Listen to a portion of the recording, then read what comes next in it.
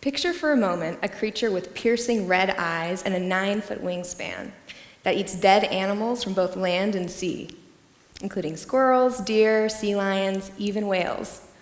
Well, this creature is none other than the California condor, a critically endangered scavenger that teetered on the edge of extinction before captive breeding brought them back from the brink. Scavengers, like the condor, provide the waste management services of our ecosystems. When an animal dies, scavengers quickly arrive to consume the high-calorie soft parts, often before rot even sets in. Their speedy cleanup of carcasses has been shown to both control disease outbreaks and cycle essential nutrients through the ecosystem. The problem is that sometimes humans inadvertently harm scavengers by leaving behind toxic compounds in the animals we kill. One particularly deadly and widespread example of this is lead-based ammunition. The ammunition we use to hunt deer, euthanize livestock, and control pests is traditionally made of lead, which is a highly toxic metal. The spent lead ammunition fragments that are left in carcasses become available to foraging scavengers. And get this, a fragment of spent lead ammunition the size of a fingernail clipping can kill a California condor.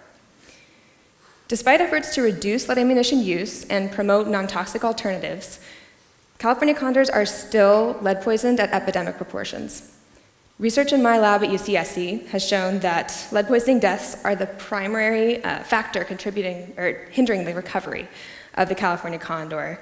And over half of the condors in California have required clinical treatment for lead poisoning in their lifetimes. Currently, there's very little understanding of the health effects that condors that experience the lead poisonings are left with. And indeed, our understanding of sublethal effects of lead on wildlife in general is lacking. So my research uses stress hormones, analogous to cortisol in humans, to monitor the physiological effects of lead in California condors. When wild condors are captured and handled for their health checks, I collect their fecal samples.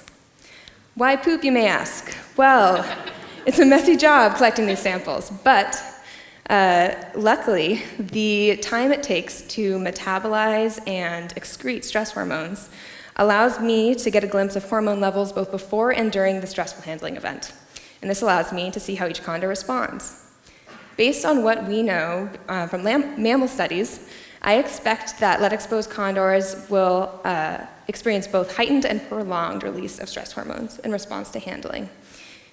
Such modifications to the stress response have been shown to negatively impact both survival and reproduction in wild birds, and could ultimately be contributing to the low growth rates in California condor populations today.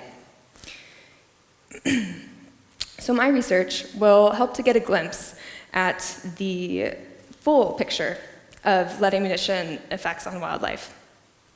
But ultimately, it's our decisions about ammunition that are critical, and the future of the California condor and other scavengers may hang in the balance. Thank you.